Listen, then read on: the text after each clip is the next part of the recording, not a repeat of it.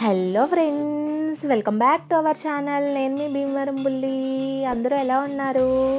ఈరోజు మనం పన్నీర్ దమ్ బిర్యానీని ఈజీగా ఎలా చేసుకోవాలో చూసేద్దామండి.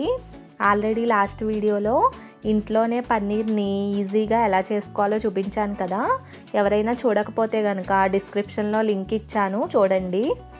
ఈరోజు వీడియోలో పన్నీర్ దమ్ బిర్యానీని టేస్టీగా అచ్చం రెస్టారెంట్ టేస్ట్తో ఎలా చేసుకోవాలో చూసేద్దాం రండి.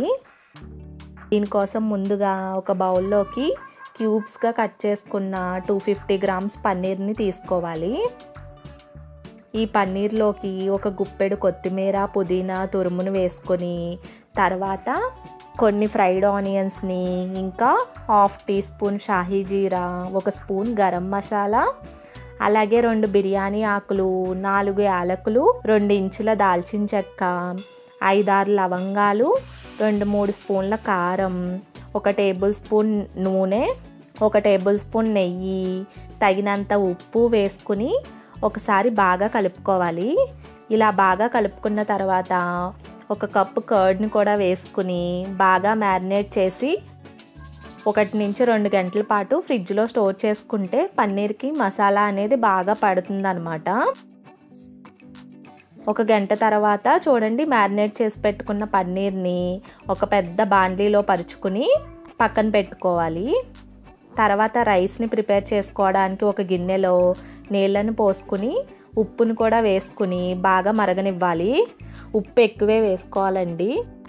తర్వాత 2 బిర్యానీ ఆకులు, 1 ఇంచు దాల్చిన చెక్క, 1 మరాఠీ మొగ్గ, 5-6 లవంగాలు, చిన్న జాపత్రి, 2 యాలకులు, 1/2 టీ స్పూన్ సోంపు, 1/2 టీ స్పూన్ షాహీ జీరా, 1 టీ స్పూన్ అల్లం వెల్లుల్లి పేస్ట్, ఇంకా కొద్దిగా కొత్తిమీర, అలాగే కొద్దిగా పుదీనా కూడా వేసుకుని బాగా మరగనివ్వాలి. ఇలా బాగా సలసలా మరుగుతున్నప్పుడు మాత్రమే గంట సేపు నానబెట్టి పెట్టుకున్న బాస్మతి బియ్యాన్ని 2 గ్లాసులు వేసుకోవాలి. ఇలా వేసుకుని బాగా ఉడకనివ్వాలి. ఇలా చూడండి, ఇలా 50% కుక్ అయిన రైస్ని మ్యారినేట్ చేసి పెట్టుకున్న పన్నీర్ పైన ఒక లేయర్లా వేసుకోవాలి.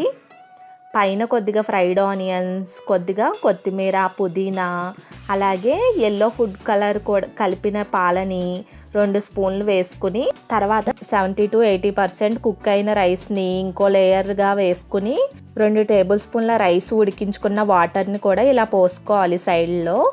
తర్వాత కొద్దిగా ఫ్రైడ్ ఆనియన్స్, ఇంకా కొత్తిమీర, పుదీనా, అలాగే ఫుడ్ కలర్ కలిపిన పాలని పోసి 2 టేబుల్ స్పూన్ల నెయ్యి కూడా వేసుకుని ఇలా పూర్తిగా టిష్యూస్తో కవర్ చేసి ఇలా పైన వాటర్ని చల్లి, టిష్యూస్ మీద ఇలా వాటర్ చల్లడం వల్ల దమ్ అనేది బయటకు పోకుండా ఉంటుందన్నమాట.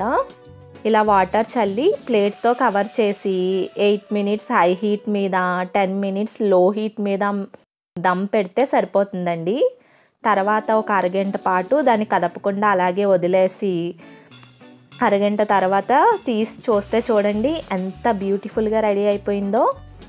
ఈ బిర్యానీని ఇలా రైతా ఇంకా షేర్వాతో కూడా సర్వ్ చేసుకుంటే చాలా టేస్టీగా ఉంటుందండి. షేర్వా రెసిపీ కావాలితే కింద కామెంట్ చేయండి, నెక్స్ట్ వీడియోలో పోస్ట్ చేస్తాను. మరి మీరు కూడా ట్రై చేసి ఫీడ్బ్యాక్ని కామెంట్ చేయండి. అలాగే వీడియో నచ్చినట్లయితే లైక్ చేసి సబ్స్క్రైబ్ చేసుకోండి.